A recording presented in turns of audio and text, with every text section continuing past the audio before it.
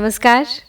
संभवामि युगे युगे श्रीहरि के दशावतार की काव्यात्मक प्रस्तुति की तीसरी कड़ी में आज सुनेंगे हम पहले अवतार यानी मत्स्य अवतार की कथा। सृष्टि में जीवन के प्रथम प्रतिनिधि की और मनुष्य जीवन के उस प्रथम चरण की, जब वो स्वयं गर्भ में मत्स्य की तरह विचरण करता है। आदि प्रजापति ऋषिवर मनु करते थे तीर्थ भ्रमण विचरण। वन पर्वत सरिता सागर तट करते रहते नित ईश स्मरण। सहसा उथले जल में देखा अति क्षीण लघुतन एक मीन, एक छोटी सी मछली। जलचारी वृहत जंतुओं से निज रक्षा के हित आर्त दीन। दयार्त ऋषि ने निज हाथ बढ़ा, धरा मीन को अंजलि में। दीन मीन का त्रास हरा, छोड़ा उसको घट के जल में। घट के भीतर निर्भीक निडर, देखा उसको बढ़ते पल पल। आकार बढ़ा इतना उसका, आकार बढ़ा इतना उसका, रखा नीलाभ सरोवर घर।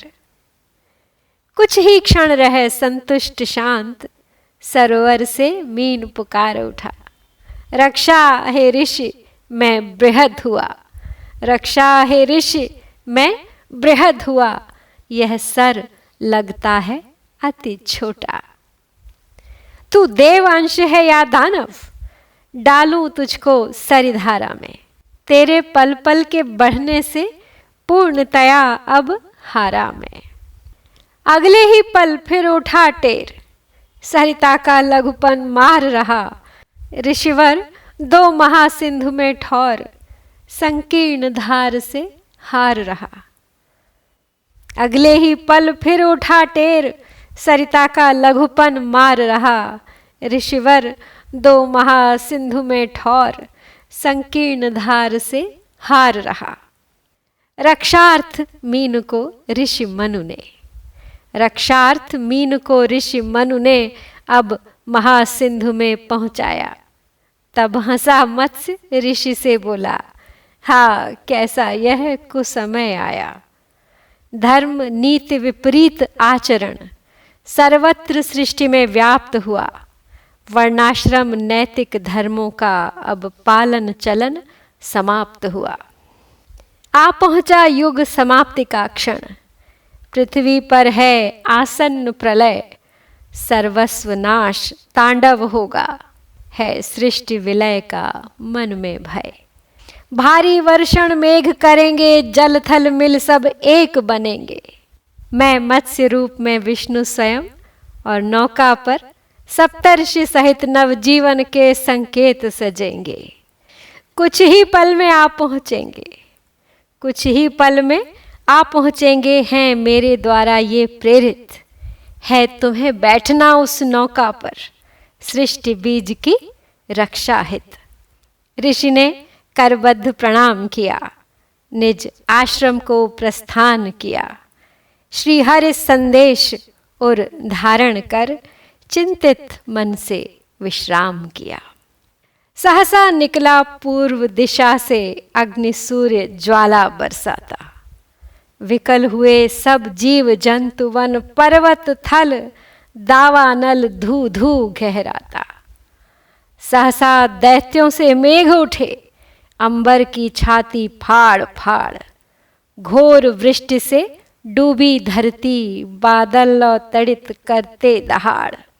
जल प्लावन के महा उदधि में, जल प्लावन के महाउदधि में तरण प्रयासरत आदि मनु को स्वर्ण श्रृंग युक्त महामत्स्य का दिव्य दर्शन हुआ क्षण भर को।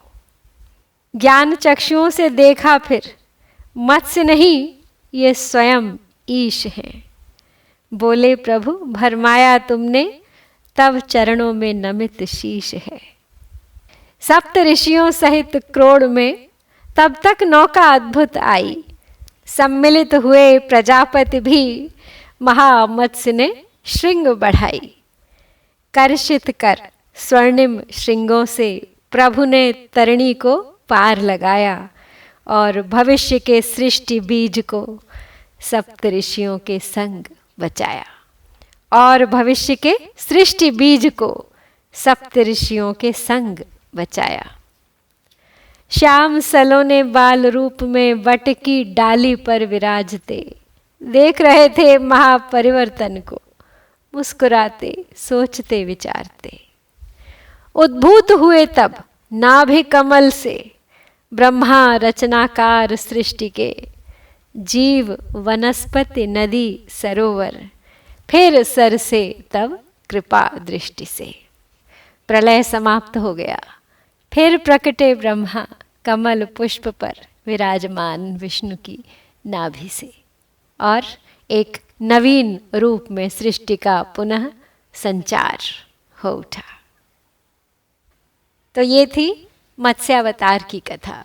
सुनते रहिए अगली कड़ी में कूर्मावतार। जय श्री हरि, जय भारत।